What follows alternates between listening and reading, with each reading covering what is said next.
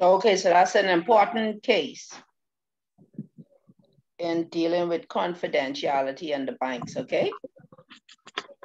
Can we find this case online? I'm going to send it to you. When we finish, I'll send you, I'll look to see if I still have that one. I'll send that to you, okay? Okay. All right. What is the premise of that case? It more or less deals with the same thing, but I don't want to mix it up with another case. Okay. So I'll tell you about it in a minute. Okay. In the Bahamas, Section 19(1) of the Banks and Trust Companies Regulation Act 2000 as amended, the BTCRA, and the common law principles outlined in numerous English and Bahamian cases involving the duty of confidentiality in banking, trust administration, and other financial related matters have provided the legal framework within which the concept of bank confidentiality in the Bahamas has been observed, practiced, and ultimately preserved. Generally, the duty of confidentiality is a fiduciary duty, which a trust owes to the parties to a trust and upon which he can be sued for breach of trust for unlawful or unauthorized disclosure of information to a third party.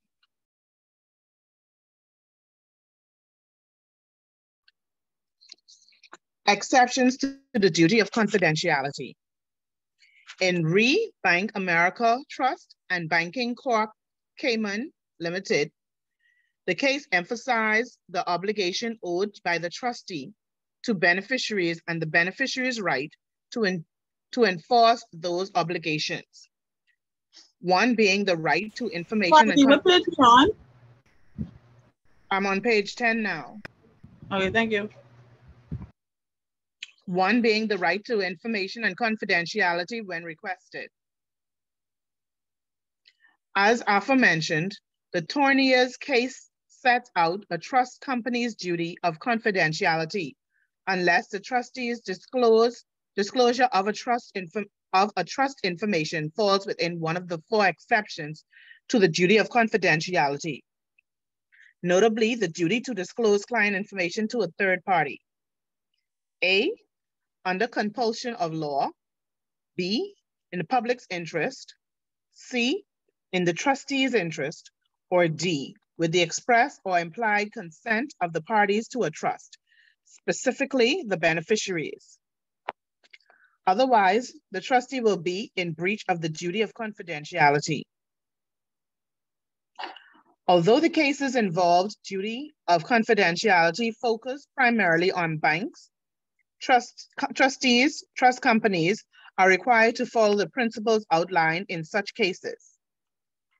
Of particular note, with regard to the foregoing exceptions, is the compulsion of a bank trustee to comply with a lawful court order to disclose to details of a client's account or financial affairs. Once served, and the legal Okay, hold on 1 second. Hold on 1 second for me, okay? Just give me 1 second.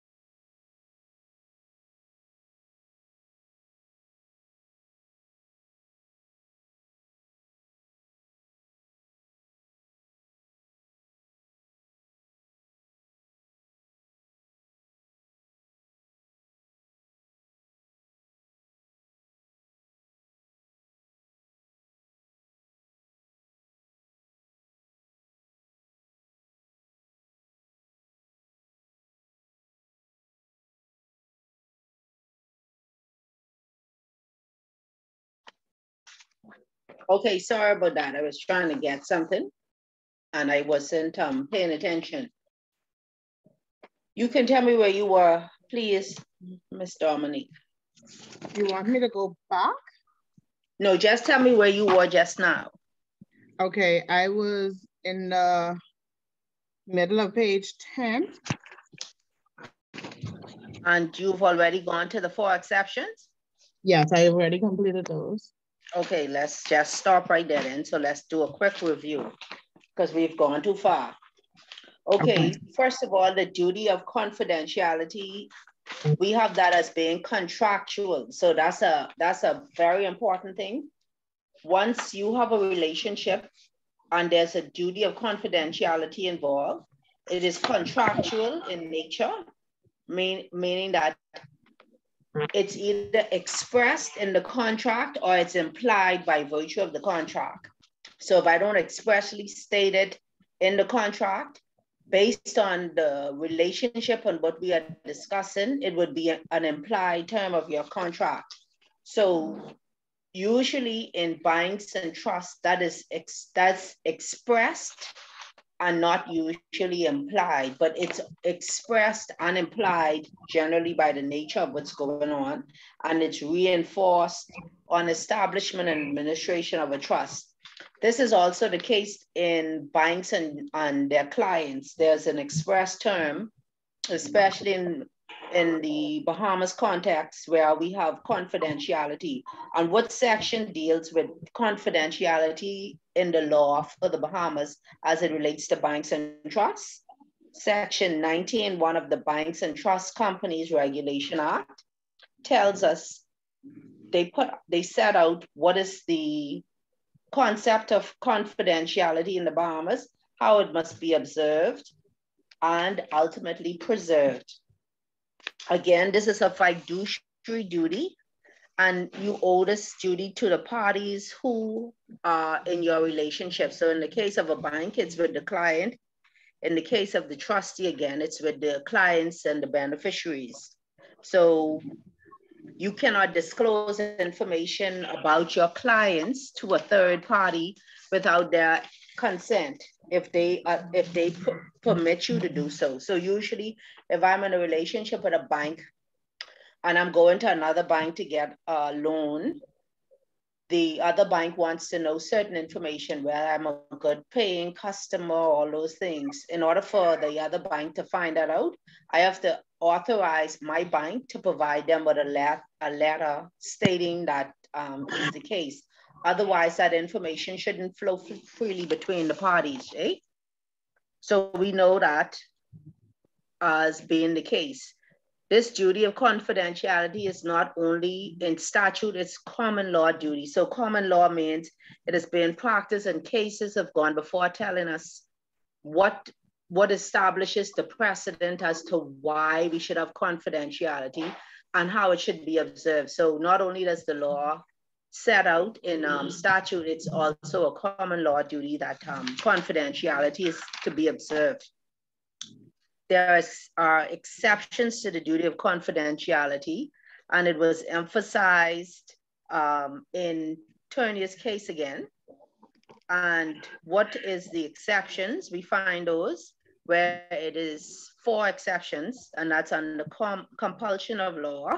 It's in the public's interest, it's in the trustee's interest, or it is with the express or implied consent of the parties to a trust, like what I just used as an example, or parties to the relationship as a bank and its clients. The right to enforce the information. So we have where persons have a right to information and confidentiality. And we would find this right of information is also statute based.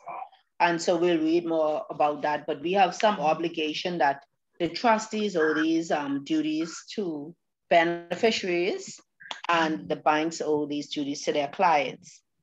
If they breach these duties, they're now in breach of confidentiality. And what happens when we're in breach of any contractual obligation? What happens? You can be sued. right? We'll sue you for breach of confidentiality in that case. Although these duties focus only on, they focus primarily on banks and trust companies, we have cases that outline the principles where we'd find these duties are espoused. So where are you now, Dominique? Okay. I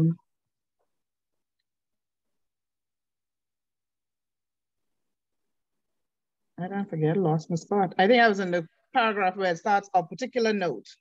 Okay, so that's where we at. Very good. So I'll be up to speed now. Any questions on what I've just explained so far? No? Understood?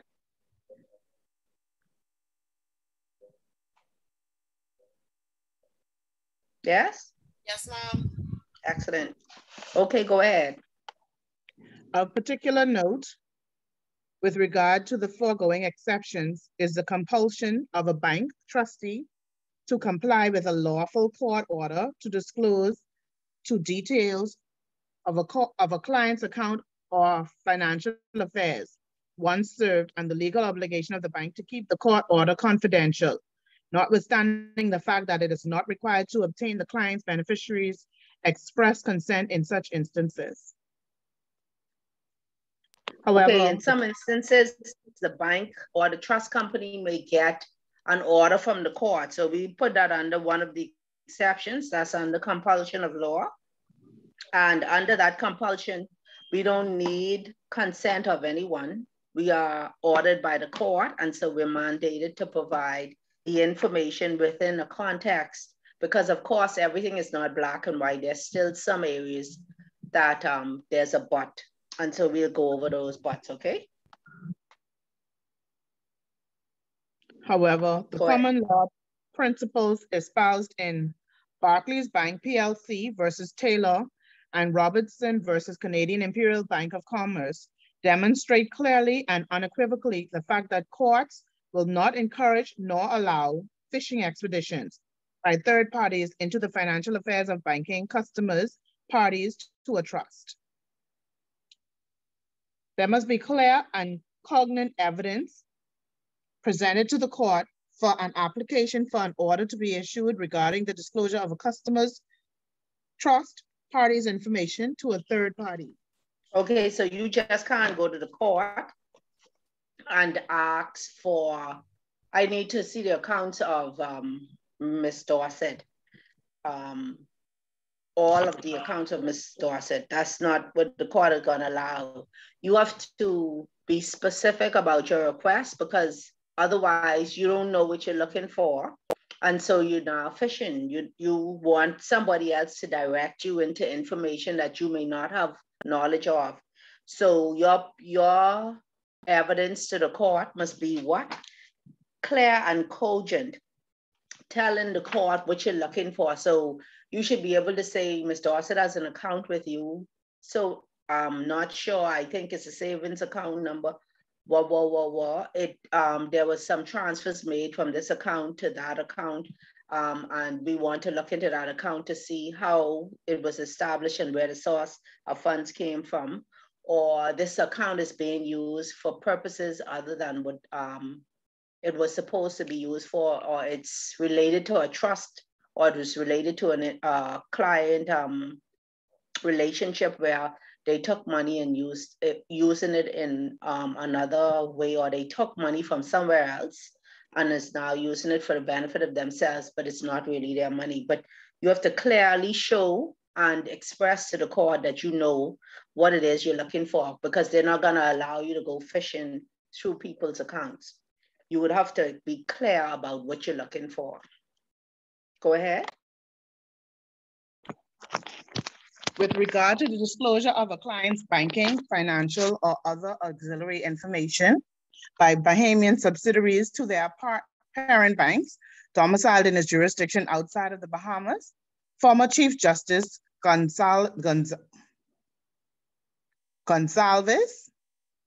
Sabola In the Bank America Trust case, a Bahamian case on the duty of confidentiality, emphasized the fact that a Bahamian court will not condone attempts by a foreign court to pressure a bank licensed in the Bahamas, but having its parent company in that foreign jurisdiction to violate the banking confidentiality laws of the Bahamas.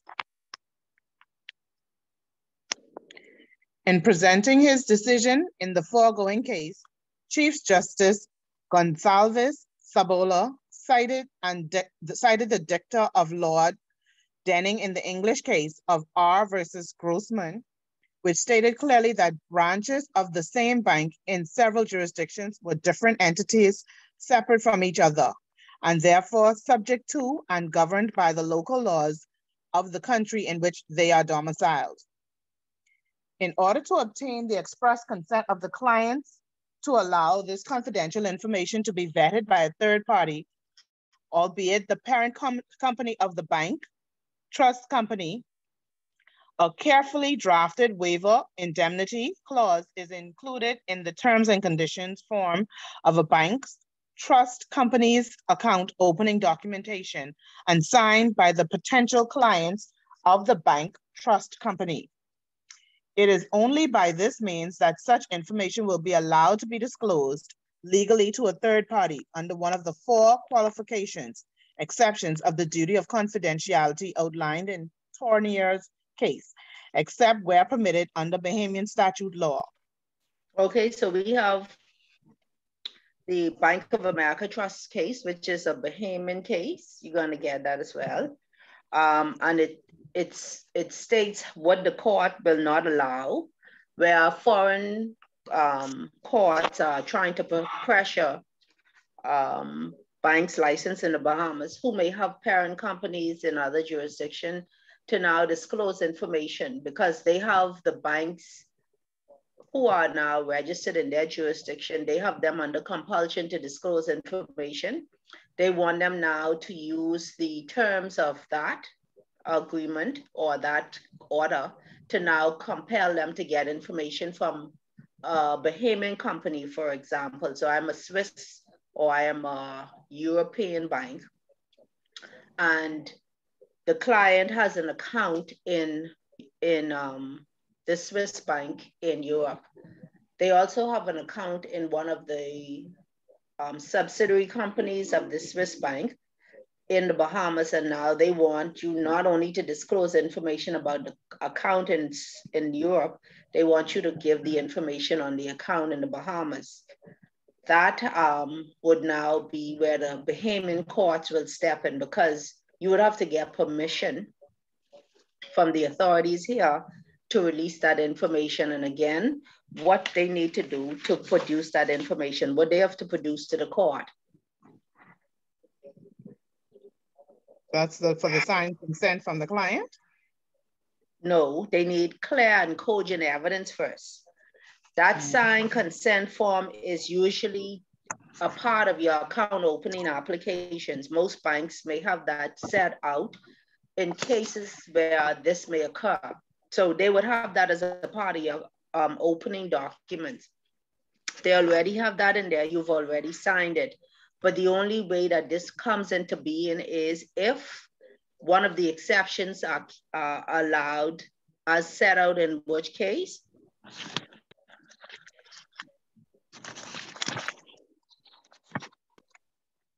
what the case is?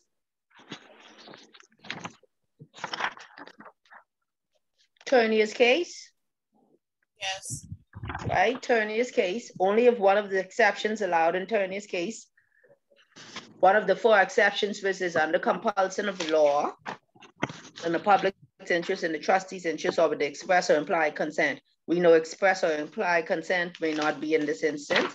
So one of those exceptions kicked in, then the court will allow now for you to disclose this information. And there's already a waiver and indemnity clause that has been signed by the client, which gives the bank further protection against any lawsuits that may come up, because you have agreed as the client that if one of these things kick in, you have agreed to waive any liability the bank may incur as a result of disclosing information. But what is this case telling us? What R.V. Grossman clearly says? Branches of the same bank in several jurisdictions are different entities and they're separate from each other, which means that they are subject and governed by local laws of the country in which they're domiciled. So what R.V. Grossman tells us?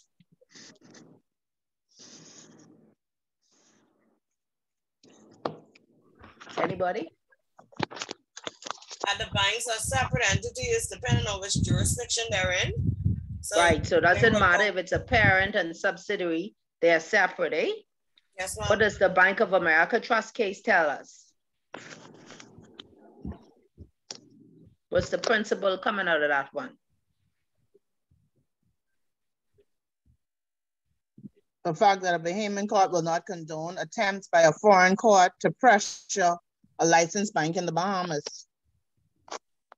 Covering its parent company in a foreign jurisdiction to violate the banking laws, confidentiality laws of the Bahamas. So let's see if we can remember these principles, because remember I tell you, your principles help you in even answering questions. I don't know if you were able to use that in your exams, to use your case principles or the statutes to help you. Were you able to do that? Yes, ma'am. Excellent. So we have Turner's case, and Turner's case gives us the 4 exceptions to confidentiality. We have the Bank of America case, which says that the Bahamian court will not force, or it will not condone the foreign courts to force the bank licensee in the Bahamas to give information because the parent company is elsewhere. And R.V. Grossman tells us that branches of the same bank in several jurisdictions are separate entities and they're governed by the laws of the country they're in. But we also note that there should be, in these banks and trust companies, when they do their account opening applications, they should have a carefully drafted waiver or indemnity clause in their terms and conditions form for the client to sign in cases where this issue may arise, yes? And so the information disclosed will now be legally disclosed to a third party once one of the 4 qualifications under Turner's case is established. Any questions? Okay, we know what section 19, one of the Banks and Trust Companies Acts tell us, Bank and Trust Companies Regulation Act, what it tells us.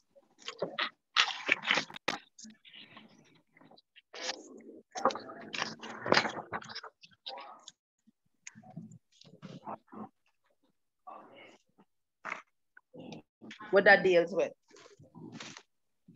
The confidentiality. Right, banks and trusts, the duty of confidentiality, right?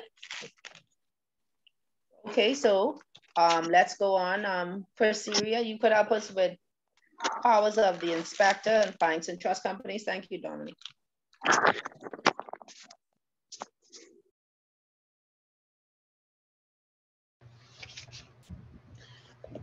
Okay. Section 19.2 of the Bank and Trust Companies Regulation Act 2000 as amended, BTCRA, does allow information approved by the inspector of banks in accordance with such conditions as may be specified by the inspector to be transmitted from the licensee under the BTCRA to the head office, branch, or subsidiary of the licensee outside of the Bahamas solely for the purpose of carrying out collation, synthesis, or processing of the information on behalf of the licensee. Section 19.5 of the BTCRA also allows the governor of the central bank to provide information on the beneficial owners, directors, officers, and inspection of the licensee to the supervisory authority, which is responsible for regulating the head office of the licensee for the purpose of consolidated supervision of the licensee by the supervisory authority. The governor has the power under Section 19.6. Pause me, please.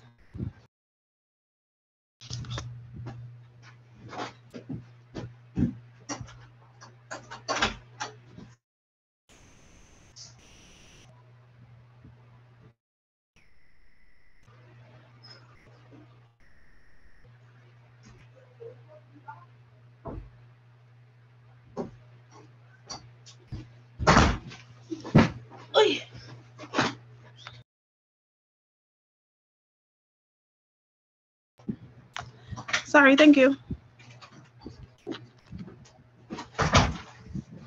The governor has the powers under Section 19.6 to provide the foregoing information to domestic regulatory authorities specified in the second schedule of the BTCRA.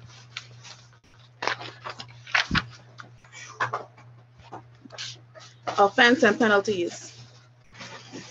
Any breach of statutory duty of confidentiality is subject to a maximum fine of $25,000 or to a term of a maximum of 2 years imprisonment or to both fines and imprisonment. Data protection. When you breach the duty of confidentiality, the bank ultimately should pay this fine, or there's a maximum of 2 years imprisonment.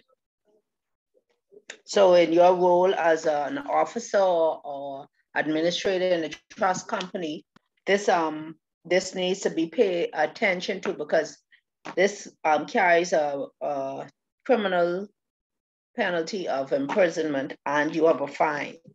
So you can either be fined or you may be sentenced to a maximum of 2 years in prison. Okay, go ahead. Data protection. Compliance with the duty of confidentiality in the Bahamas must take into consideration the provisions set out under the Data Protection, Privacy of Personal Information Act 2000, the Data Protection Act. The Act was designed to protect the privacy of personal information on individuals, particularly consumers, locally and jurisdictionally. Under the provision of the Data Protection Act, persons collecting and using personal data on individuals are required to observe and abide by specific standards of confidentiality in respect of such data and are prohibited from transferring personal data to jurisdictions with less stringent data protection regulations without the consent of the person from whom the data is obtained. Additionally, with the local and international legislative framework for the prevention of money laundering and terrorist financing, customer due diligence, and corporate governance, bank and trust companies are cognizant of their duties of confidentiality, coupled with privacy rules and the requirements to report suspicious activity. Through active monitoring of transactions, reporting and filing of suspicious activities, financial institutions mitigate against the risk of their products and services being used to facilitate money laundering and/or terrorist financing, while balancing the duty of confidentiality and privacy of clients' information. Okay, so compliance with the duty of confidentiality also must take into account, it can't operate on its own. It has to take into account the provisions of data protection, that is the Privacy of Personal Information Act. So as much as you are collecting information on your clients, you have to observe and abide by the standards of confidentiality in respect of the data that you have collected. And you can't just transfer personal data out without ensuring that there's data protection legislation in these countries that you're now sending out persons' information to. And if you do so, you must get their consent. So that's important, and the Data Protection Act goes in tandem, hand in hand with the duty of confidentiality. So whilst you are conducting your work, customer due diligence, you have to be aware of your duty of confidentiality coupled with privacy rules and the requirement to report suspicious activities. So you report the suspicious activities to the regulatory agency in the Bahamas, and they will now make a determination as to whether or not after investigation, it warrants further sanctions or anything against the customer. But you must ensure that you do this whilst balancing the duty of confidentiality and privacy of clients' information at the same time. So there's a lot of pressure on the trustee or the banker in ensuring that they're not violating any rights when they are undertaking their duty as the banker with a duty of confidentiality and as a company within a jurisdiction where they have to report as well, and they have to abide by the laws of the land. Any questions on that one? Okay, let's go ahead. Data Protection, Privacy of Personal Information Act 2000. The Data Protection Act is based upon the privacy principles established under the OECD guidelines on the protection of privacy and trans-border flow of personal data. It places responsibility on those persons processing personal information and confer rights upon the individuals who are the subject of that information. The Data Protection Act also sets out the legal framework for the collection, use, and disclosure of personal information that is consistent with the international principles recognized by the Council of Europe, the European Union, EU, and the Organization of Economic Cooperation and Development, OECD, and the United Nations, the UN. The primary objective of the Data Protection Act is to ensure that the information is obtained by fair and lawful means, and that it is used in a manner consistent with that for which it was collected. Okay, so that's the primary objective of the Data Protection Act, to ensure that the information you obtained is used in a manner consistent for which it was collected. So you can't collect it for one purpose and try using it for something else. So that's important when they're looking at all the extenuating circumstances. They're going to look at what was the primary objective of you getting this information from me, and are you using it for that purpose, or are you using it for some other purpose? Then you may be contrary to what the law says, and then you may be held accountable for some breach. Okay? That's wrong.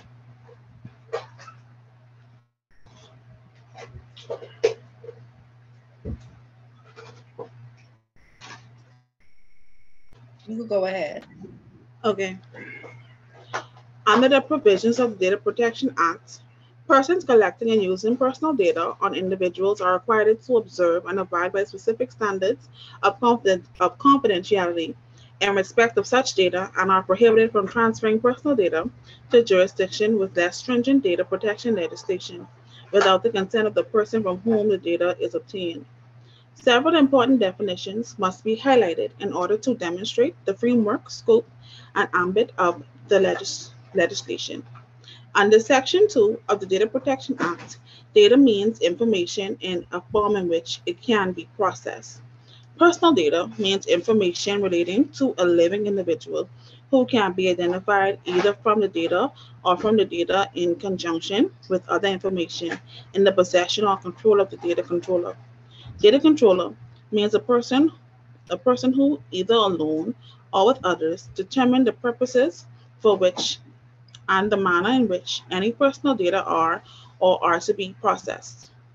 Data processor means a person who processes personal data on behalf of a data controller, but does not include an employee of a data controller who possesses such data in the course of his employment. Data subject means an individual who is the subject of the personal data. The Data Protection Act applies to both the public and private sectors and to the Crown. However, the Data Protection Act does not apply to personal data which is obtained or under the matters relating to national security, information that is required by law to be made available to the public by the data controller, and information obtained, secured, and used for family, household, and recreational purposes. Additionally, Data Protection Act applies only to data controllers who are connected to the Bahamas as follows.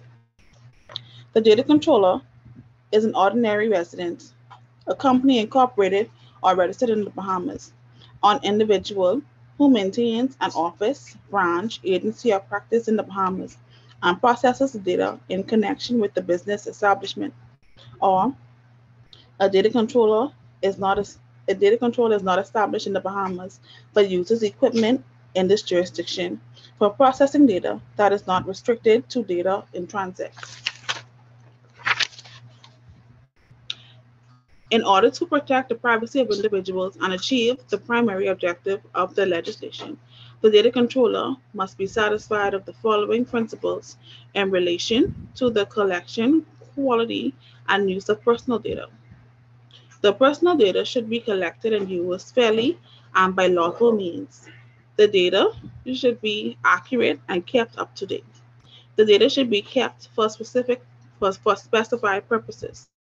The data should be adequate, relevant, and not excessive in relation to the purpose for which it is kept. The data should not be disclosed in a manner that is inconsistent to the purpose for which it is kept. The data should not be kept for longer than necessary except where the data is historical, research, or statistical data. The data should be kept securely from unauthorized access, alterations, disclosure, destruction, or accidental loss. An individual has the right of access to personal data kept on him under Section 8 of the Data Protection Act, except where the personal data is kept for the purpose of preventing, detecting, or investigating offenses, prosecutions, tax collection, or assessments, or if such personal data is prejudicial to the security or maintenance of the good order in a prison or detention center. Okay, so the data protection, when you collecting data, when you're using the data that you've collected, we start off again with the same thing where it should be collected and used fairly and by lawful means. It should be accurate and kept up to date. So what you know about it being accurate and kept up to date, the data you have, you know that's happening in the banks all the time, right? What they supposed to do with your data annually? You mean like update it? Right, so what you usually do, that's a part of your due diligence, eh? Mm-hmm. You have to ensure that they are at the same address. What else you need to know?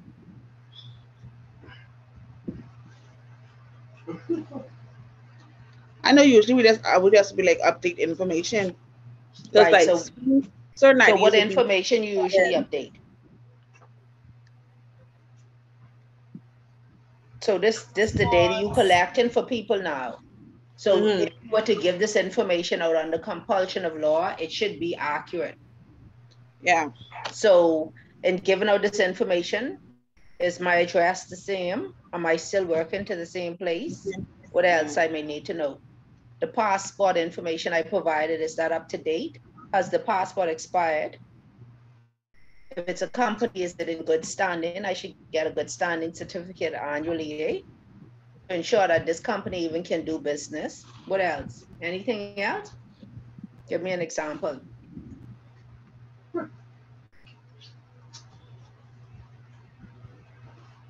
Should I keep data for accounts that are being closed?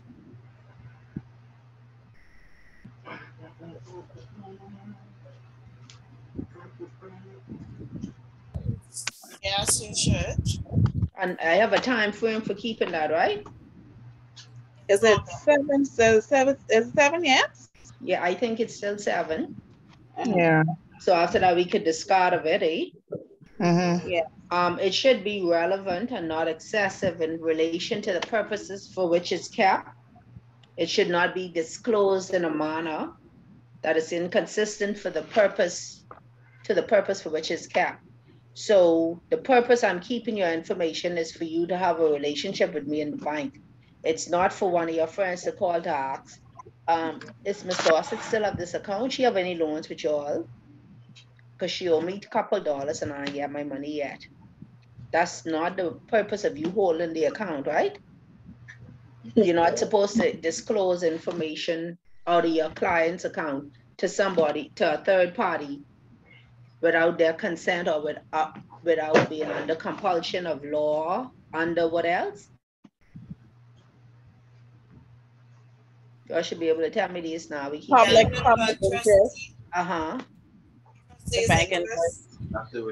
In the bank or trust company's interest, or with the express or implied consent of the customer.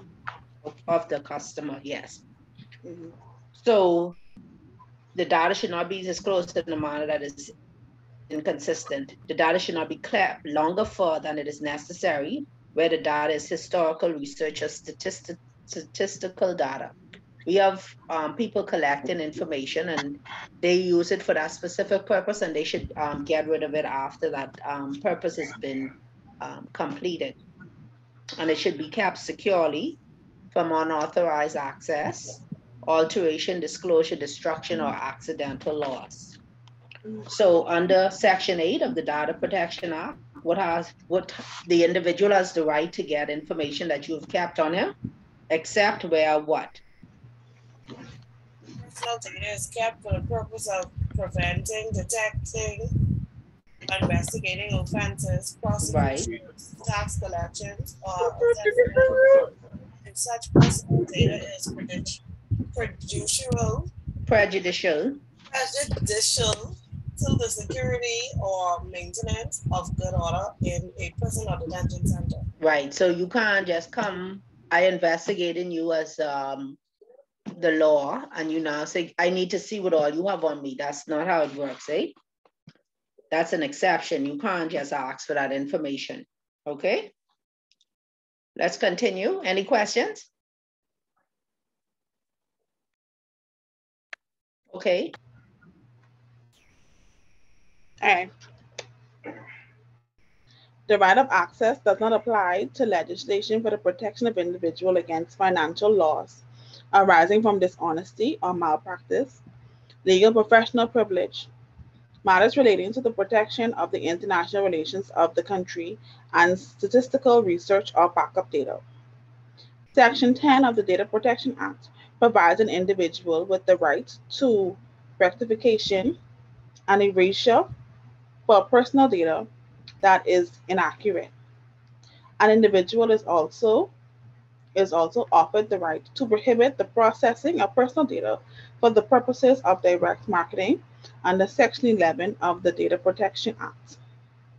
The data controller has a statutory duty of care to the data subject, imposed upon it by Section 12 of the Data Protection Act, and the data subject may bring a lawsuit against the data controller for breach of his statutory duty of care where applicable. Who's the data Not subject? is Right. And the data control is who? the person who holds the data. So in this instance, let's use an example. Who may be a data controller? Bank. Yes, the bank is the data controller and the client may be the data subject. Yes. Yeah, so when you breach the statutory duty of care of my information, I can now sue you. Yes? That's why. Okay, go ahead. Notwithstanding the fact that the Data Protection Act provides protection for the disclosure of personal data generally, under Section 13 of the Data Protection Act, such protection may be overridden in the following circumstances: in the interest of national security as determined by the Commissioner of Police or the Commander of the Defense Force,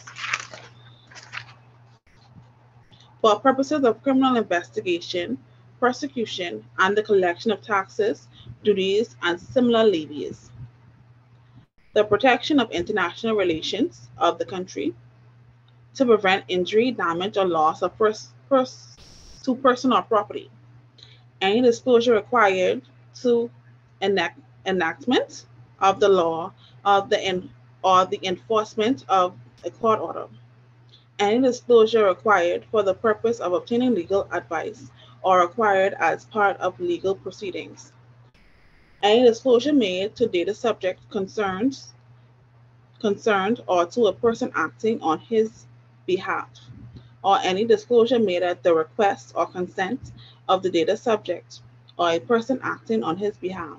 So Section 13 of the Data Protection Act encompasses some of the principles outlined in Turner's case where the exceptions arise, where this information may be now given out. That's However, why. it it now adds on a few other areas that would cover it. So it could be made at the request or consent of the data subject. So what that is, that's number 4 of our 4 exceptions in Turnier's case, right? Um, Any disclosure made to the data subject concerned or to a person acting on his behalf. That's when you give that information to me as the client, or I authorize you to give it to someone else. That's where the act section 13 kicks in, and it's overridden that this information may be disclosed. Any disclosure required for the purpose of obtaining legal advice as required as a part of legal proceedings. Give me an example of this happening in the bank. What do you think this is? If someone fails to pay a loan. Yes, excellent. So when I fail to pay my loan, the bank now approaches their lawyer for the purposes of finding out how they can go about recovering and how feasible it will be for them to get their money back from me. So they'll ask for legal opinion as to what recourse they may seek from the courts to get their money back or to recover the asset. What about any disclosure required by enactment of law or the enforcement of court order? What that is under Turnier's? Compulsion of law, right?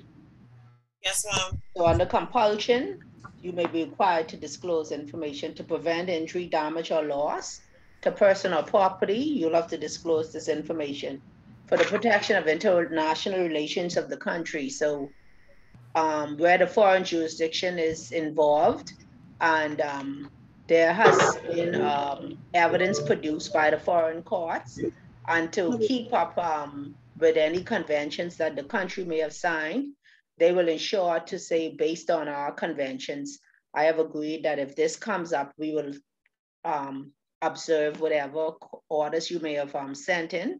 Once you come through the proper authorities and we investigated that it is the case, we'll now allow this information to be turned over to you.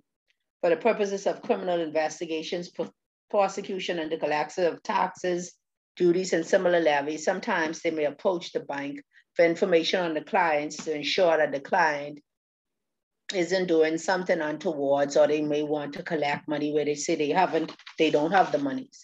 Okay? Any questions? We understand in those instances, in the interest of national security, most times that's what they put before you. It's in the interest of national security. So when they put that before you, then it usually trumps all other requests, because they say, if you don't, it's in the interest of national security for you to provide us this information on this person, then that usually is compulsion again by law. And so it's compliance by the data controller on the data subject. Okay, any questions? Let's go on then. When you finish this one, then we could go to Symphony with the Computer Misuse Act. Yes, ma'am. Under Section 14 of the Data Protection Act, provides for the appointment of a data protection commissioner, the commissioner, as a corporation sole for the purpose of administering the provisions of the Data Protection Act. The commissioner has the power to issue information enforcement and prohibition notices, appoint authorized officers for the purposes of inspection and examination, restrict the transfer of personal data to jurisdictions that do not provide equivalent individual data protection, and prosecute offenses under the Data Protection Act.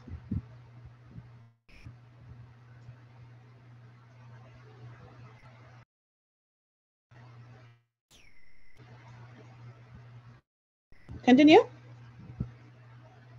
Oh, she come on.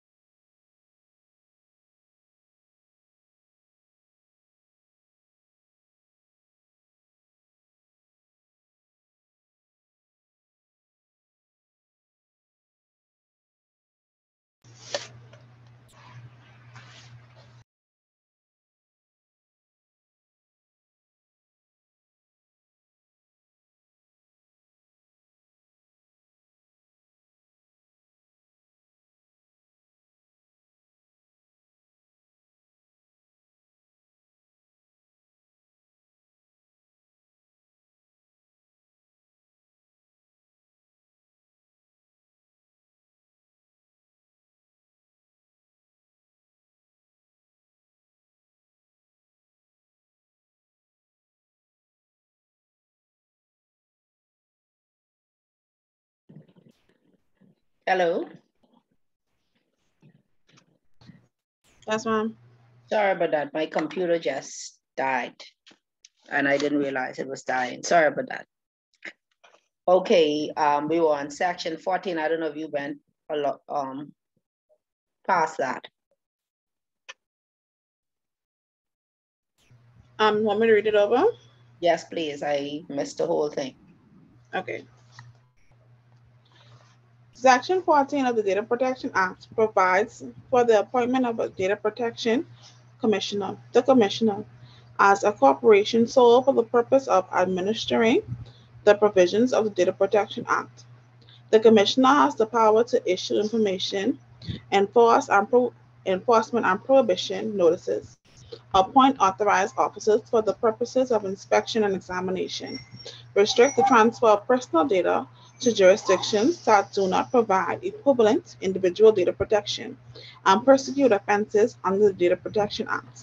So the Data Protection Act, Section 14, provides for the Data Protection Commissioner to be appointed as a corporation sole, which means they can sue and be sued in their name.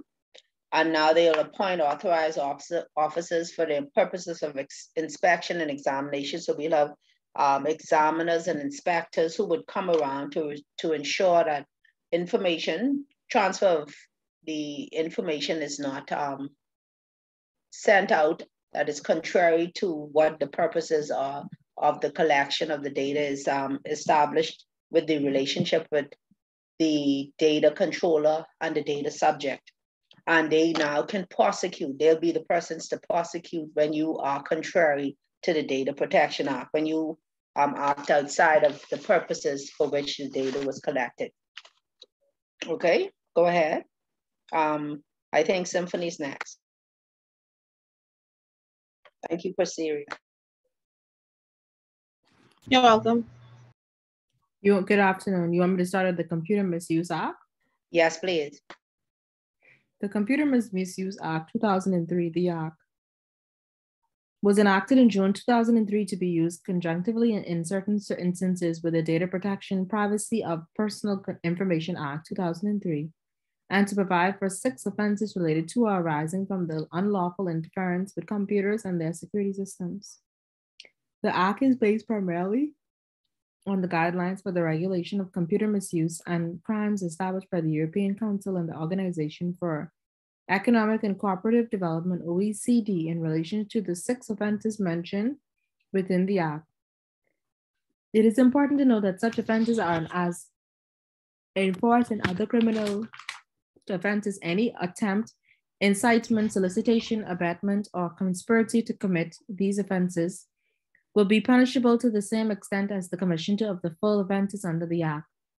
Additionally, it should be emphasized that the Act applies to any of the 6 offenses made once it can be proven that the accused person was physically in the Bahamas at the material time of the offense, or the computer program or data was in the Bahamas at the material time. Legal proceedings related to or involving the 6 offenses may be brought within 12 months of the date that sufficient evidence, in the opinion of the Attorney General, warrants prosecution. However, no action may be brought under the Act 3 years after the commission of any of the 6 offenses. The offenses include the following: unauthorized access to computer material, access with the intent to commit or facilitate the commission of an offense, unauthorized modification of computer material, unauthorized use or interception of computer servers, unauthorized obstruction of use of computer, unauthorized disclosure of access codes. Okay, so we have the Computer Misuse Act 2003, which was enacted in June 2003. And it is used in conjunction with the Data Protection Act. And it provides for 6 offenses that may relate or arise from unlawful interference with computers and their security system. It is based on the guidelines for the regulation of computer misuse and crimes established by the OECD. The 6 offenses are not only standing on its own, but you may also be charged to the same extent as if you had committed the offense, if you attempt, incite, solicit, abet, or conspire to commit any of those offenses. And in order for you, so it's important for us to note what they're saying in this. It applies to the offenses only if it can be proven that the person was physically in the Bahamas at the material time of the offense, or the computer program or data was in the Bahamas at the material time. Also, the legal proceedings may only be brought within 12 months of the date that sufficient evidence is established in the opinion of the Attorney General where it warrants prosecution. So only 12 months, within the 12 months after it is brought to their attention, or from when the offense would have occurred. And so it has to happen when you're aware of it. No action, the limitation is it can't be brought within 3 years after the commission of any of the offenses. So if it happened and you were made aware of it and you've not done anything, you can't bring it within, you must bring it within the 12 months of the date. And if not, it cannot be brought up after 3 years of the commission of the offense in any event. The offenses include: 1, unauthorized access to the computer material, access with the intent to commit or facilitate the commission of an offense, unauthorized modification of computer material, unauthorized use or interception of computer service, unauthorized obstruction of use of computer, or unauthorized disclosure of access codes. So this could happen in certain instances where you have people's passcodes or the like, and you have intercept emails. We know that has happened before, and it was a big deal here in the Bahamas with that when they found some things in the political garbage can. You remember that? Or remember when that happened, eh? They said you can't use that information because that's unauthorized use, or you intercepted information that was not meant for you, okay? Y'all remember that or no? I don't remember. I don't you say the political garbage can? Right, remember when the Save the Base incident happened, when they had all these emails back and forth that they Or were the leaked information. Right, but that wasn't information that would have been for their eyes, or they shouldn't have had it. So either you intercepted it or you got it from some unlawful means. So they had to answer to that because they were not authorized to use it. So you can't use it. It's an offense, right? Under the Computer Misuse Act. Yes, ma'am. Okay, go ahead. Any unauthorized person who knowingly or deliberately intends to access information on programs held on a computer with the knowledge that such access is unauthorized will be guilty of this offense and liable on summary conviction to a maximum of $5,000 or 6 months imprisonment or both for a first offense. In the case of a second or subsequent conviction of the offense, the fine and prison term are doubled. This offense is designed primarily to prevent and minimize the antics and actions of hackers whose purpose for unauthorized access to computer material is mostly recreational. Access with the intent. This first one is only in the case where they dealing with hackers. So in each case, it's different when they look at the offense and what is committed, the purpose you've committed it for. Mm-hmm. So we know that is happening a lot, eh? People are hacking in. So what has to happen for us to get them? Well, first of all, there has to be some type of evidence to prove that you were the person who were involved. Right. And also you would have had to had some way that you entered into their system, whether it was by email, however it was, it needs to be proven. Right. If you're really good at your job, you might not ever be found. Right. And what we say, the accused has to be physically in the Bahamas, or the computer program or data was in the Bahamas at the material time. So once those things are proven, then we could hit you with one of these offenses, eh?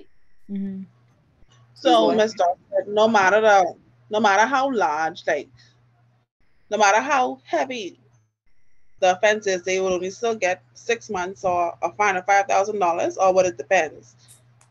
Well, now it depends, because then what is the extent of the damage that is caused? You see, so if it's something that, because if you only hacking, then you only hacking, but if you trying to do more than hack, then you will fall under a different category. Okay. Okay, go ahead. Ms. Dorsett, I just need to be excused a few moments. I'll be right back, okay? Okay, so we'll Okay. let Sanica continue for now. I'll be right back. Okay. Okay.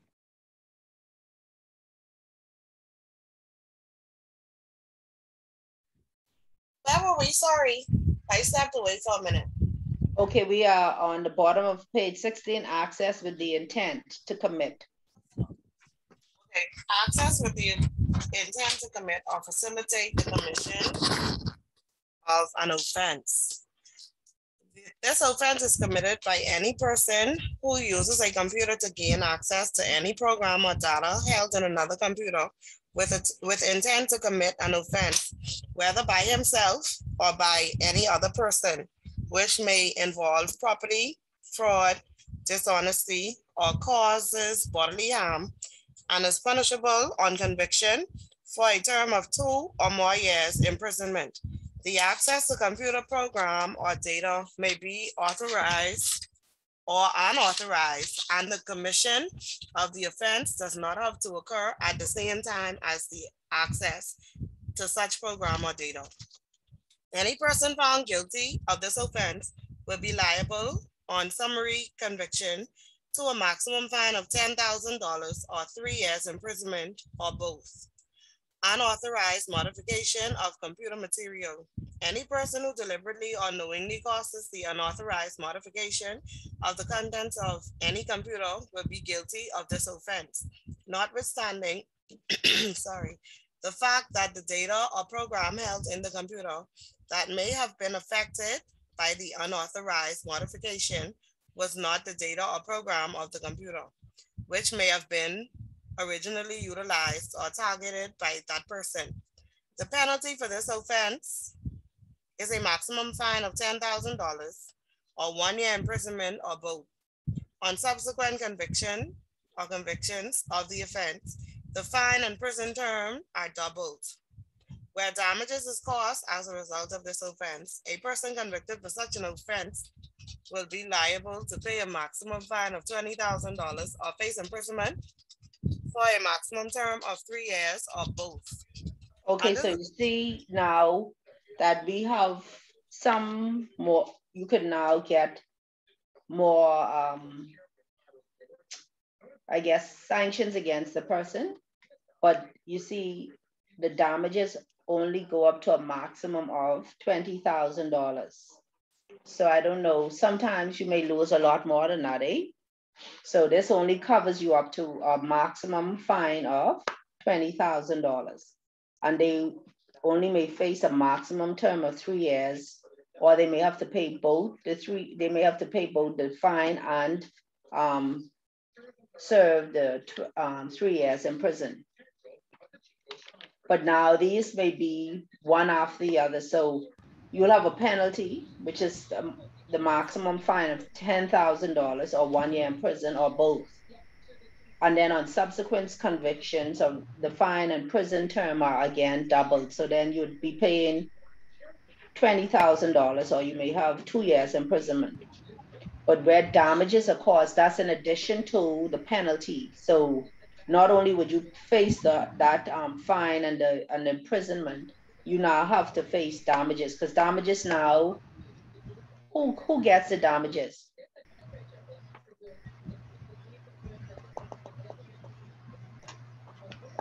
The person who's affected, eh? So Yes, the ma'am. penalties and the maximum fine goes now to who? The Crown or whoever prosecutes. But now when there's damages caused, then that's for the person to recover, okay? You get that? Yes, ma'am. Okay, let's go ahead. Any questions first?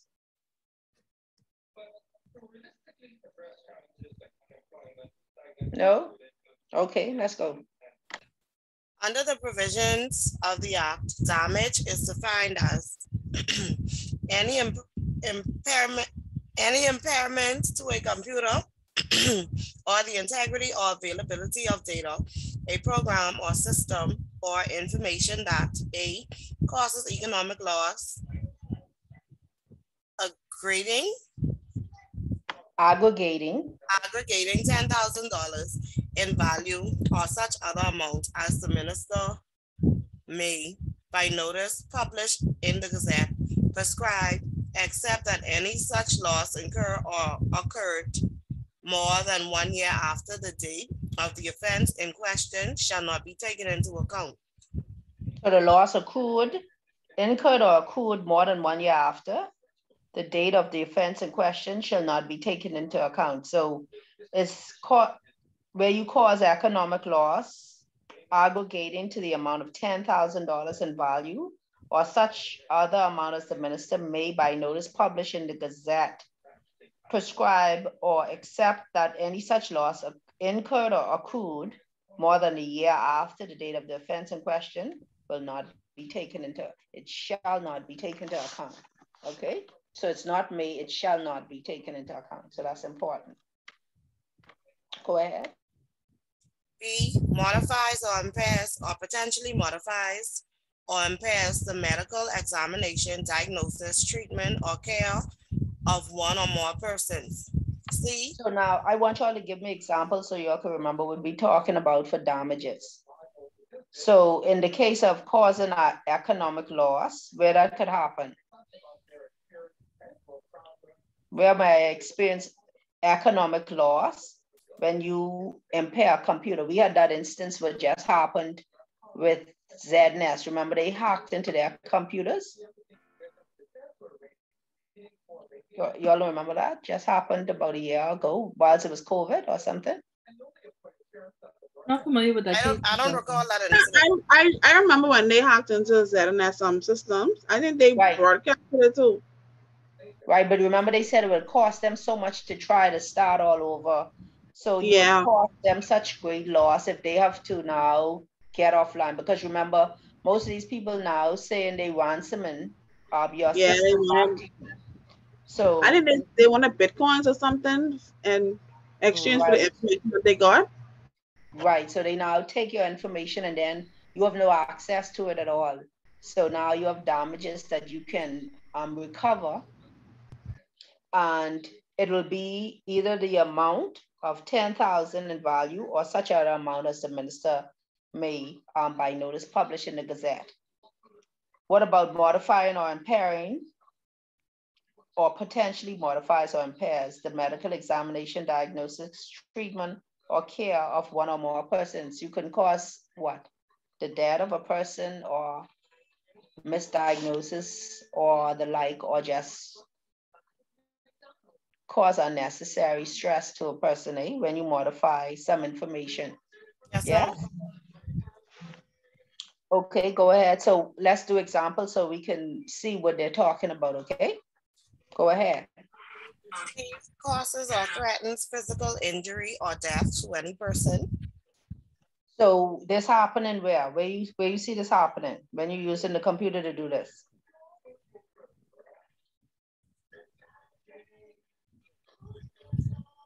Can you see this on social media? Just by rumors.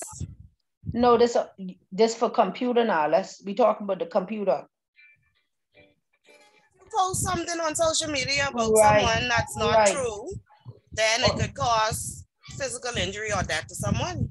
So you can cause or you can threaten physical injury. So you could threaten someone online or death, and they can take that and use that against you with the police, right? And so now you'll be arrested. And then these fines will kick in as well, okay? Right. Okay, go ahead. Threatens public health or public safety. What you can use to do that? COVID. So you could be sending out misinformation out there, right? Yes, ma'am. So you cause panic or something of the like, and so now you're using the computer for an unauthorized you unauthorized, that's unauthorized use or modification of the computer material. What else? Threatens physical damage to a computer. So now you telling somebody, what we say, what happened to Zadness, would they tell them? Will cause you not be able to use this anymore, or we'll delete all your information. So you threatening to cause damage to somebody else's information or computer. So that's damages. That's how they're defined. Okay. So we get damages. Yes, ma'am. Okay, let's go ahead. Unauthorized use or interception of computer service. Any person who knowingly secures unauthorized access to a computer for the purpose of obtaining directly or indirectly any computer service, or intercepts or causes to be intercepted without authority, directly or indirectly, any function of a computer by use of a device for such interception, or uses or causes to be used directly or indirectly the computer for the purpose of committing an offense involving such access or interception will be guilty of this offense. The offense carries a penalty of a maximum fine of $10,000 or imprisonment of a maximum term of 3 years or both. For the subsequent conviction of the offense, a maximum fine of $20,000 or a maximum term of 3 years or both. With regard to any damage caused as a result of this offense, a maximum fine of $50,000 is required to be paid, or imprisonment of a maximum term of 5 years or both. So we have, you see how the fines moving up as we now see the extent of what you would have done with the computer or the data on the computer by intercepting this information, yes? Yes, ma'am. Go ahead. Unauthorized obstruction of use of computer. This offense relates to any person who knowingly and without authority or lawful excuse interferes with, interrupts, or obstructs the lawful use or functioning of a computer, or impedes or prevents access to any program or data stored in a computer. The particular provision of the Act is aimed at preventing and minimizing acts of sabotage and the introduction of computer viruses to computer systems. The penalty for this offense is a maximum fine of $10,000 or a maximum term of 3 years imprisonment or both. And for subsequent conviction of the offense, a maximum fine of $20,000 or a maximum term of 5 years imprisonment or both. Any damage which may result from such an offense will require payment of a maximum fine of $50,000 or a maximum term of 5 years imprisonment or both. Unauthorized disclosure of access codes. Any person who knowingly and without authority discloses any password, access code, or any other means of gaining access to any program or data held in the computer for wrongful gain, any unlawful purpose, or disclosing such information knowing that it is likely to cause wrongful loss to any person will be guilty of this offense. The penalty for this offense is a maximum fine of $10,000 or a maximum term of 3 years imprisonment or both. And for subsequent conviction of the offense, a maximum fine of $20,000 or a maximum term of 5 years imprisonment or both. The Act also makes provisions for more severe penalties in instances where an offense under the Act involves a protected computer. Example, a computer used for security, defense, international relations, law enforcement, communications, infrastructure, public utilities, medical or essential services, etc. The penalty in such instances will be a maximum fine of $100,000 or a maximum term of 20 years imprisonment or both. The Act also gives the police wide powers to search and seizure, inclusive of access to information and computers involved in the offense, under certain specified conditions, and the court has the power to the power to order, what's that word? I think and shouldn't have been there. So under certain specified conditions, the court has the power to order forfeiture of any property. Okay. Which was in possession or under the control of a person convicted on an offense under the act, particularly where such property was used or intended to be used for the purpose of committing or facilitating the commission of the offense. So what, in this instance, what you think when they get disclosure of access, unauthorized disclosure of access codes, what you have? You mean an example? Yeah, what is a primary example what they use in here? You get my access codes for my ATM card or something using some device. Oh, you know, okay. That's usually the case. Yeah. So they'll take the property, what you use it for, and then they will, you can face any of those fines. So that's like skimming or something? Right.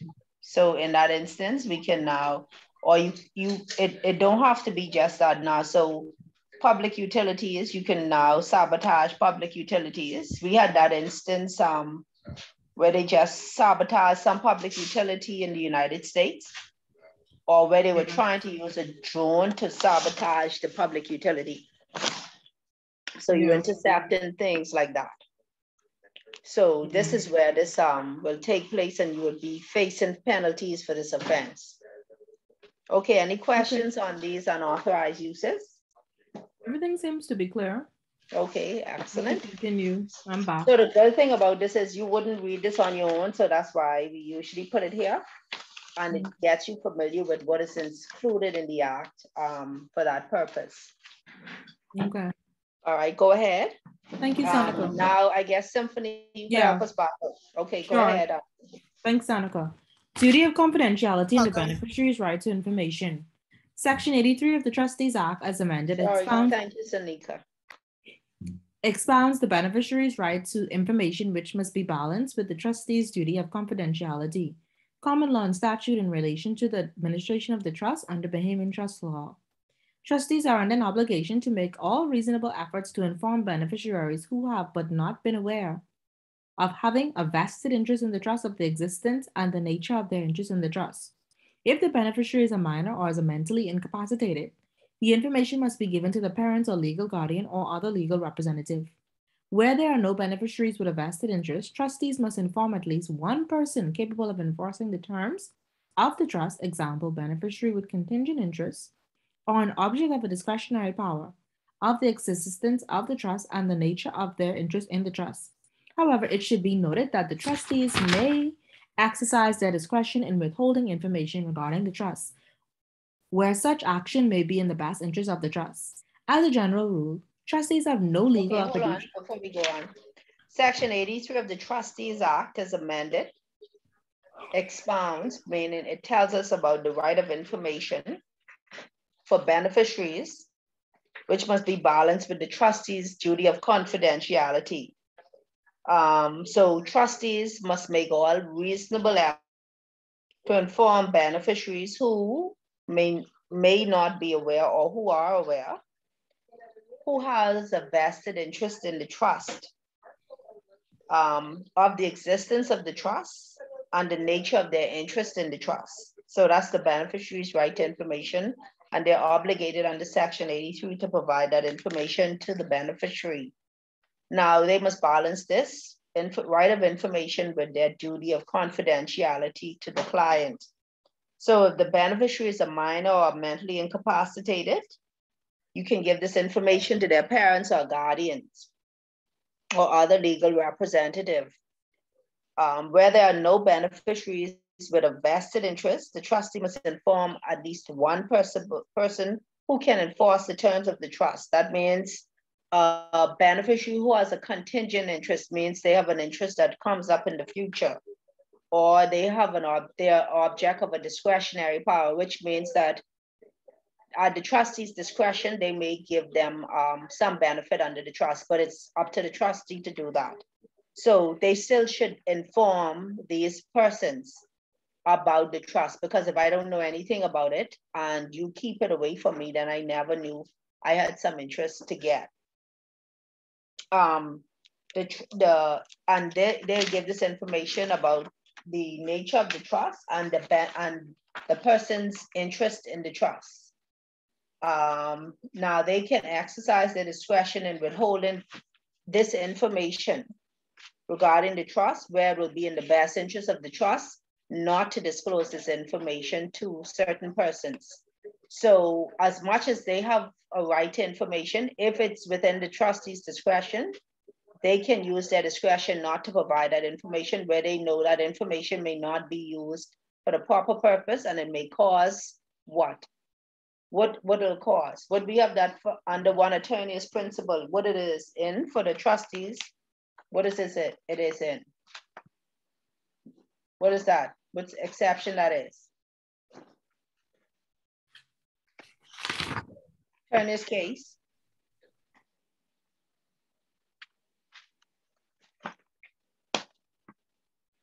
If they receive a court order to produce information? No, in the trustee's interest.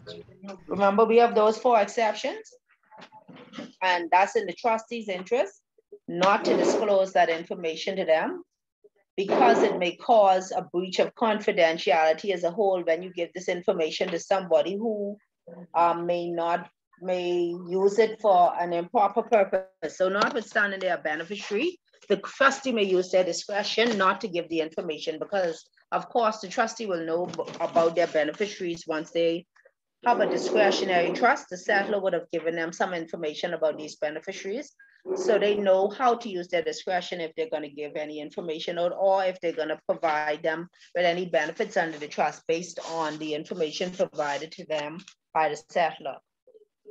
Okay? Sure. Thank you. Questions? So let's remember Section 83 of the Trustees Amendment Act, Trustee Act as amended, deals with the right of information. So when we're talking about a duty of confidentiality, we have to remember that right to information for the beneficiaries under trust, okay? Go ahead. Both statutes, as a general rule, trustees have no legal or fiduciary duty or obligation to disclose the interest within the trust with any beneficiary with a contingent interest or one who has an object of discretionary powers exercised in relation to the trust and have no vested interest. The provision is useful where disclosure could defeat the settler's intention to protect his family. Both statutory and common law require that the beneficiary has the right to information regarding the trust, except information that may be prohibited by law. Schmidt versus Rosewood. Section 83 of the Trustee Act, 1998, gives beneficiaries of Bahamian Trust the right to information under certain specified conditions and in certain specified circumstances. Example, trust accounts, trust deed, and as applicable and redacted, etc. Section 83. So as much as they have the right to information, the trustee has no legal or fiduciary duty or obligation to disclose interest within a trust to a beneficiary who only has a contingent interest or one who is an object of a discretionary power in relation to the trust, and they have no vested interest. The vested interest beneficiaries are different. We have to provide that information. Because once you're vested, if you're fully vested and you are of legal age, you can bring the trust to an end. So in that instance, their information, you have a duty to disclose that information to them about the trust. The right to information, the information regarding the trustees, both statutory and common law, require that the beneficiary has the right to the information where in certain specified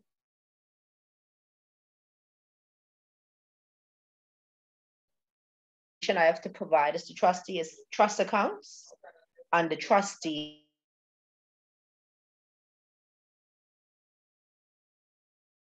to you, and you don't need to see it, because again, I have what am I balancing? My duty to what? I'm balancing two parts. What am I doing? I have a duty of fiduciary and legal. No, we have duty of two things here. What we talking about in this chapter? Duty of duty of obligation to disclose the interest. Right, and the duty of the beneficiary. No. What else? Confidentiality. So we balance in two.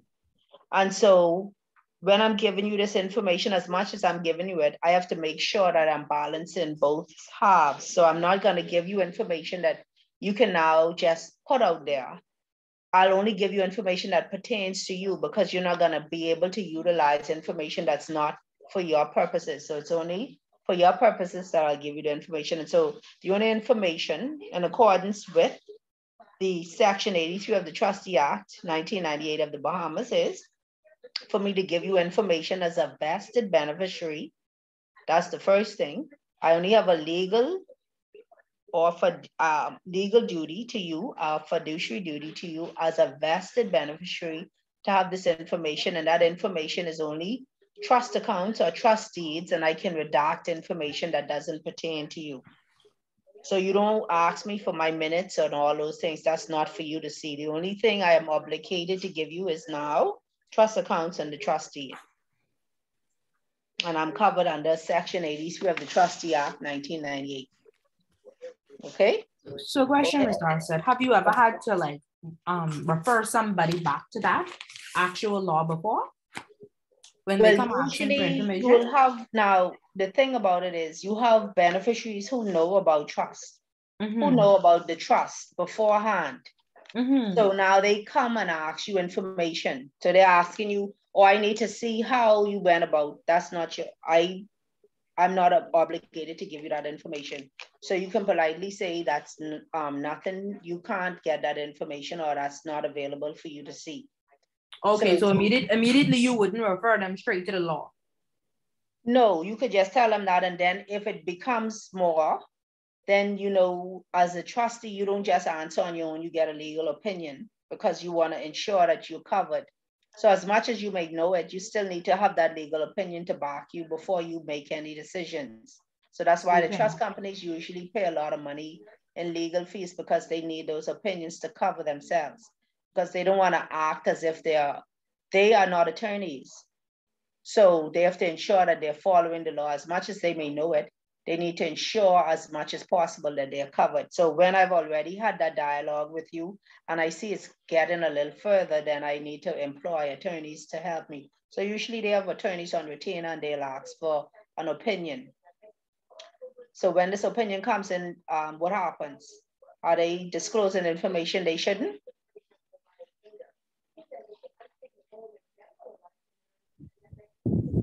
What do we say about them asking for this opinion? You mean the opinion would just give them what the legal rights are? Right, but what we say, can they now go out? This trust is supposed to be confidential. Me as the trustee, I've now passed this information on to say, I have some beneficiaries who are asking me about trust ABC. And based on what I have here, they're supposed to have this, that, and the next thing. So now I've passed on information that I was privy to that I shouldn't have shared, right? So am I covered for that? You don't cover for nothing. Yes, what we say earlier. You said that you did something that you wasn't supposed to do. No, listen again. I am the trustee.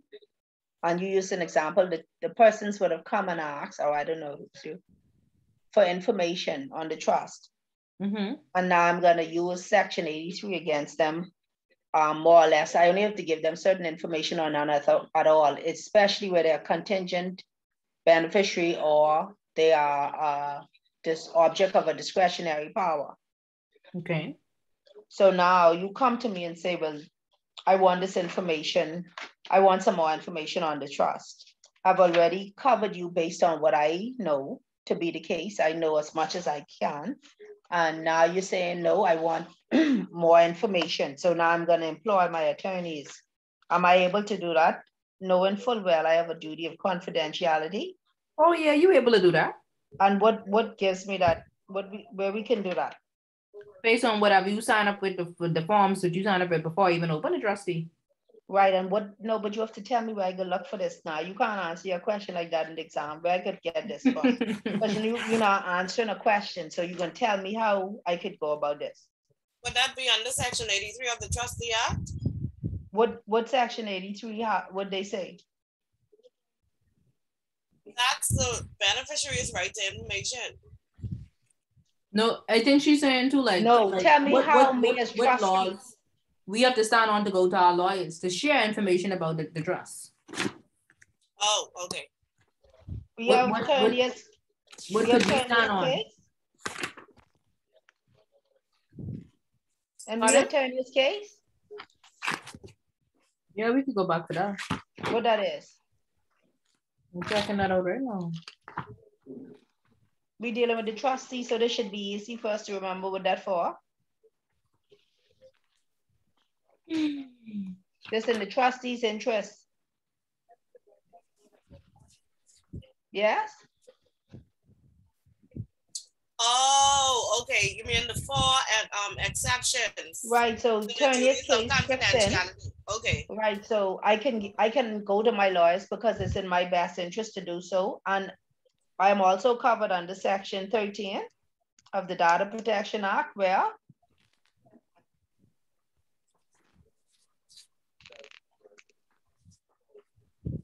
what that was?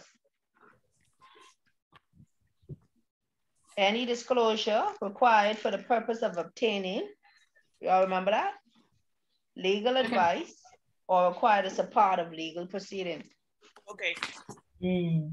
Remember, we tie these back. Y'all done lose. What happened? I lose y'all tonight?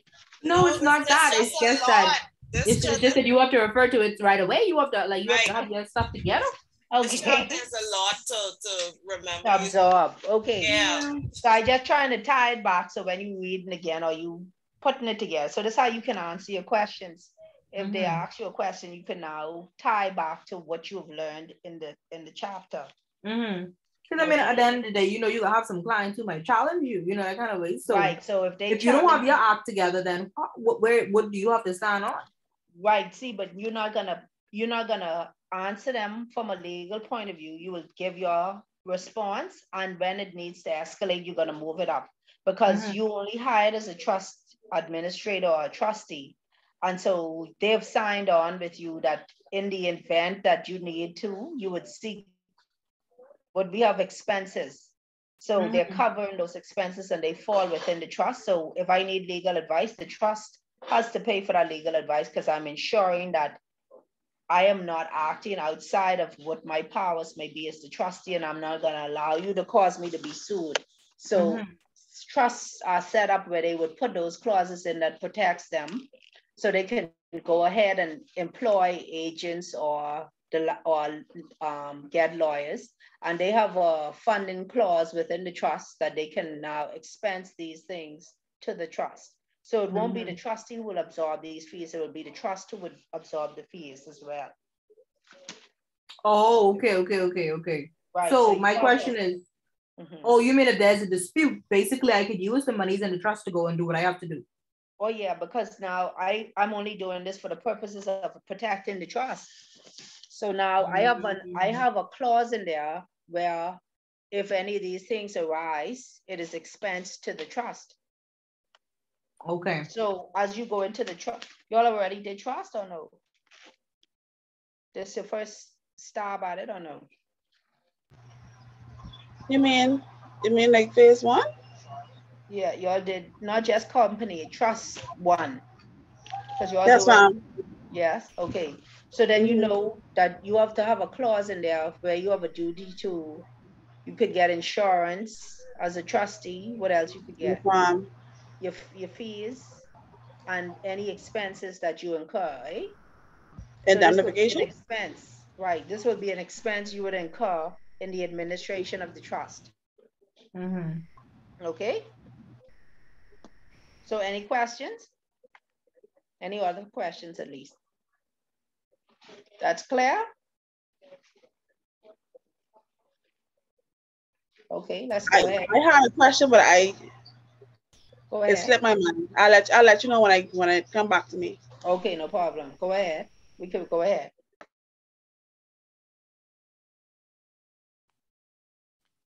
Well, Section 83 of the Trustees Act 1998 imposes a duty of confidentiality on trustees with respect to the disclosure of trust documents and information generally. If a beneficiary requests confidentiality regarding his role or his interest as a beneficiary, the trustees must comply with the right to confidentiality and not disclose the relevant information documents, or if the trustees in their absolute discretion determine confidentiality to be in the best interest of the other beneficiaries, the trustees must take all reasonable steps to secure the right to confidentiality of the other beneficiaries. However, under Section 83 of the Trustee Act, beneficiaries are not allowed to obtain information regarding trustees' deliberations in relation to distributions to them. Trustees are allowed to keep such deliberations and decisions confidential. This is more a right, a privilege of the trustee than a duty and prohibition against disclosure of information regarding the beneficiaries, as it protects the trustee from needless explanations and complex wrangling with the beneficiaries regarding the reasons for distributions and trustee decisions, generally, particularly where there is no actionable breach of trust. Trustees must provide. You see what they, in this instance, I may just open Pandora's box by giving you how I came to this decision. So I don't need to give you that information. They have covered me under Section 83. That information is not for you to see, because then you're gonna now question me. So how did you arrive at that? But this is within my discretion. So that's not for me to now have to disclose to you, because that's how I made my decision. Your way of making the decision will be totally different from me as a trustee. So I'm not going to go into that to open that Pandora's box with you. And I'm not required to do it. Section 83 covers me. Okay? Okay. Sure. I think it was trustees must provide information. That's why it was. Okay. Trustees must provide information to a beneficiary as to enable the beneficiary to determine its own true entitlement or true interest in the trust. Beneficiaries cannot demand documents such as trustees' minutes of meetings and correspondence between the trustees, particularly those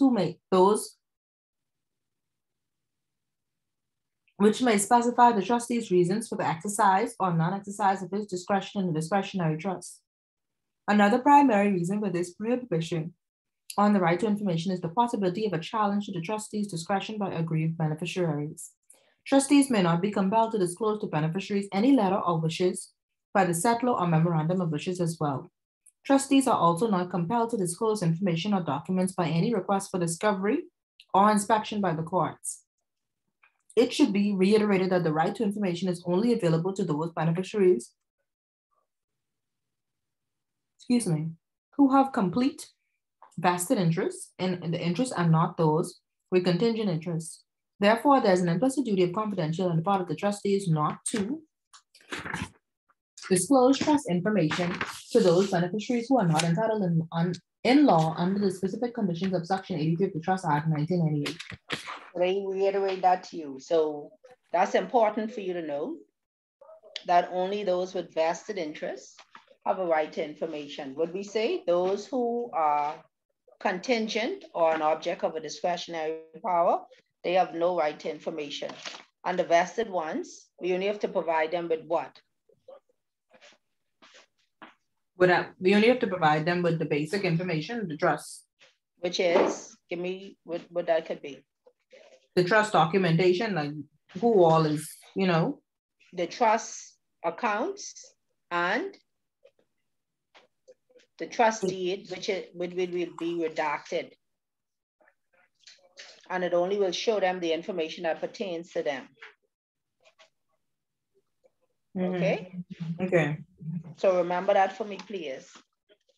Because the other information, my correspondence, my minutes, my deliberations, the letter of wishes, the memorandum of wishes, that's not for your information. Okay? Okay. Because we may have some aggrieved beneficiaries who may feel slighted, and then they would want to challenge the trust and expose information out there that really don't need to be out there, or a beneficiary may not want people to know they are a beneficiary of a trust, and somebody who's within the trust may disclose that information because, of course, they have no duty of confidentiality once they get that information, eh? They will now go to somebody and say, you know, he's entitled to 5,000, or he's getting 5,000 a month, or he's getting 5,000 a week from this trust. You could get your money from him. And they only were able to get that information because they were a beneficiary to the trust and you allowed them to see too much information. Yes? Okay. Okay, so let's answer the questions. The duty of confidentiality is a blank and blank duty in the Bahamas. Where we'll find that answer. Statutory and common law, and that would be on the first page. Let me see what number that is. That would be on page 9, first paragraph. Okay, so it's common law and statutory. Yes, ma'am. Okay. Number 2, blank of the Banks and Trust Companies Regulation Act 2000 as amended, BTCRA, outlines the statutory duty of confidentiality in the Bahamas. We will find that answer. Page 9, the paragraph before the last, section 19.1. Okay. Everyone get it? The case of blank outlines the common law duty of confidentiality in the Bahamas. Which case that is, which page that is? Same page, second paragraph. Turner versus National, Provincial, and Union Bank of England. Of England. Okay. Everybody has it? Yes? No. Yes, ma'am. Okay, who doesn't have it? You need it? Page 9. And that's paragraph 2. Turner versus National, Provincial, and Union Bank of England. You got it?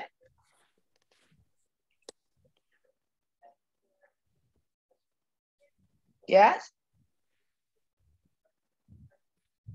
Okay, number 4, generally the duty of confidentiality is a blind duty which a trustee owes to the parties to a trust and upon which he can be sued for breach of trust for unlawful unauthorized disclosure of information to a third party. Legal duty. Where we'll find that answer. Page 10. Page 10. And you call it legal? What is it called on page 9? Fiduciary. Fiduciary, yes. Yes. Fiduciary, everybody got that? Mm-hmm. Number 5, disclosure of information may be made to a third party under one of the 4 exceptions to the duty of confidentiality, which are, where we'll find those. That's page 10. Page 10, and they are? Under compulsion of law, in the public's interest, in the trustee's interest, with the express or implied consent of the parties to a trust, specifically with the beneficiaries. Okay. Number 6, blank of the BTCRA does allow information approved by the inspector of banks in accordance with such conditions as may be specified by the inspector to be transmitted from a licensee under the BTCRA to the head office, branch, or subsidiary of the licensee outside of the Bahamas solely for the purposes of carrying out collation, synthesis, or processing of information on behalf of the licensee. Where we'd find that answer? What's page 11? Page 11, and which section is that? 19.2. 19.2, that's the first paragraph under power of the yes.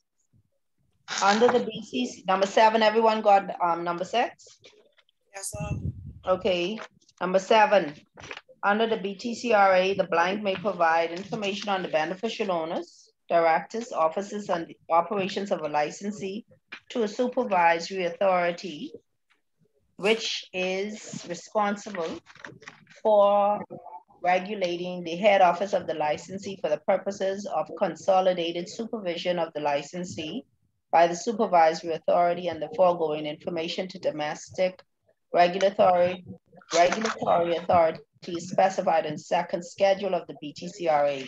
We will find that answer. That's also page 11. Mm-hmm. And it's the governor of the central bank. And that's what section? 19.5. Excellent. Okay. Everyone has that? Mm-hmm.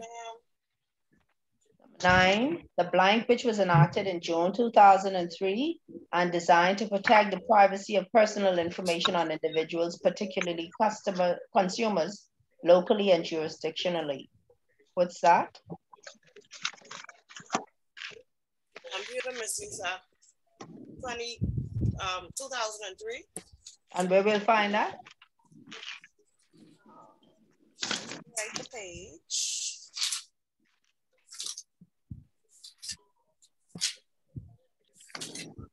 Page 15. At the bottom of page 15. Sorry, I missed the whole question for you all.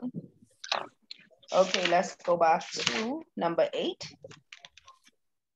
I thought that was number 8. Number 8, any breach of the statutory duty of confidentiality is subject to a maximum fine of blank or to a term of a maximum of blank years imprisonment or to both fine and imprisonment. Where we'll find that answer. That's page 12 and $25,000 or maximum of 2 years imprisonment or both. Page 12 at the top. Okay. Everyone has that?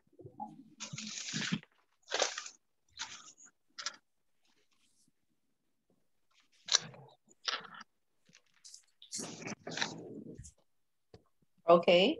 Number 10, under the provisions of the Blank Act, persons collecting and using personal data on individuals are required to observe and abide by specific standards of confidentiality in respect of such data and are prohibited from transferring personal data to jurisdictions with less stringent data protection legislation without the consent of the person from whom the data is obtained.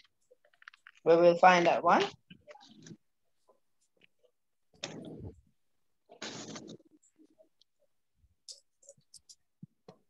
Page 12. Mm-hmm. The second paragraph under data protection. Everyone sees it?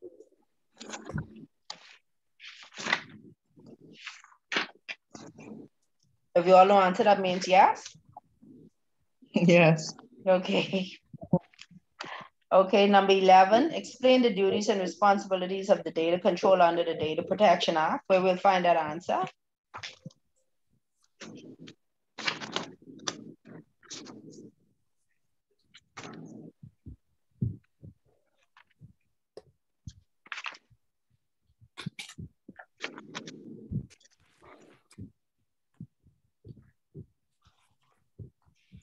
Page 13. Page 13, what page 13 says? Data controller. Data control. You mean, would that be the definition of the data controller? Because that's We need to know.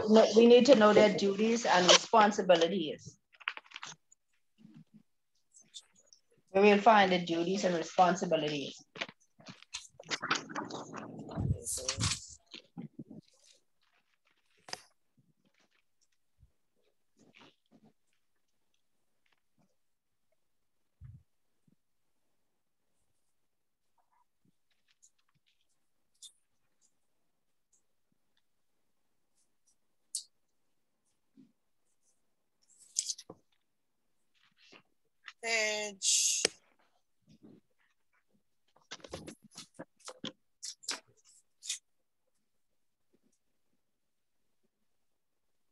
Page 14. Page 14, what it is? The data should be collected and used fairly and by lawful means. The data should be accurate and kept up to date. The data should be kept for specified purposes and so on. But so we have all of them there for the data controller, their duties and Responsibility. Would that be that list? Yes. Okay.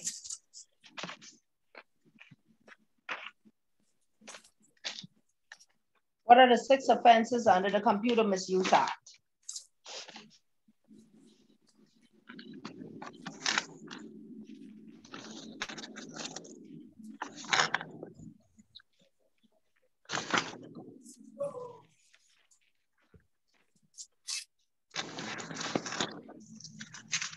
Page 16. Excellent. And they are? Unauthorized access to computer material, access with the intent to commit or facilitate the commission of an offense, unauthorized modification of computer material, unauthorized use or interception of computer service, unauthorized obstruction of use of computer, unauthorized disclosure of access codes. Okay, excellent. So we have completed our unit, and based on what we've read, we should be able to understand the duty of confidentiality, both common law and statutory, as it relates to Bahamian trust. We know that. Common law. What is common law? What sets it out in the common law?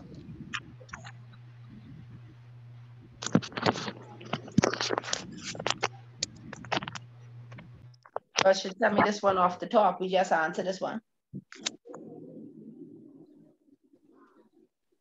Common law is Turnier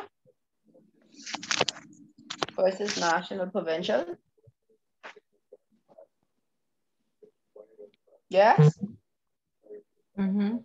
And what is the statutory?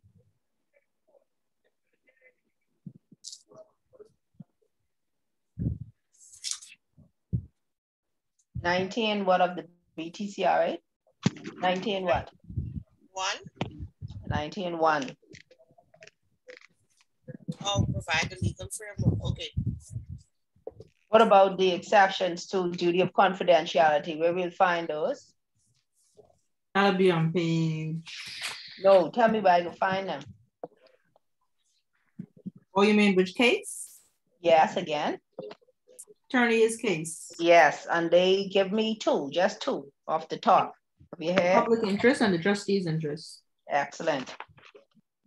What about relating the duty of confidentiality to trust issues and concepts? How that relates? The trustee has to do what?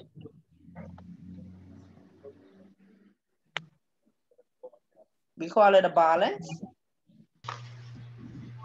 right? What that balance is?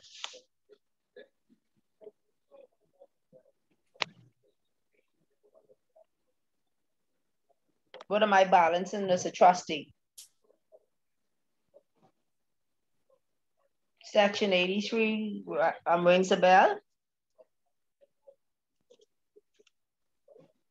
Section 83 of the Trustees Act, 1998 as amended. Section 83 was supposed to trigger your response. The beneficiary right to information. And my duty of confidentiality. Yes, so we have to balance the two. So how does that relate?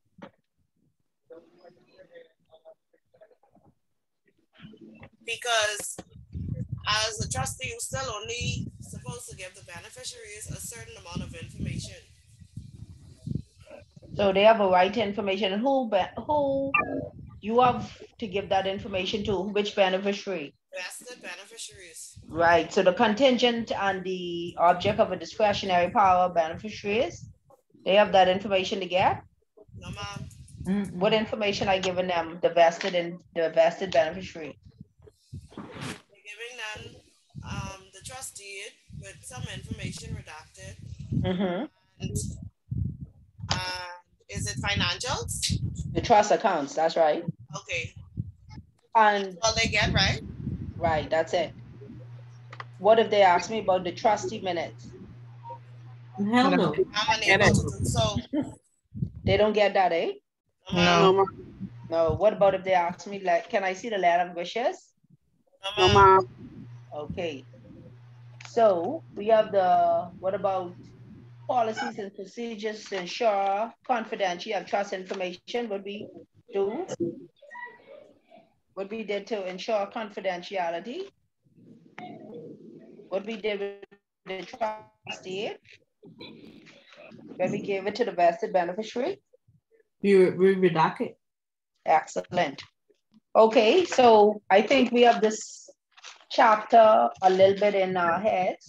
We could just go over it some more. I'll send you the cases. Any questions on this chapter? Was it clear? I think I'm gonna go over the Trustees Act, the Section 83 especially.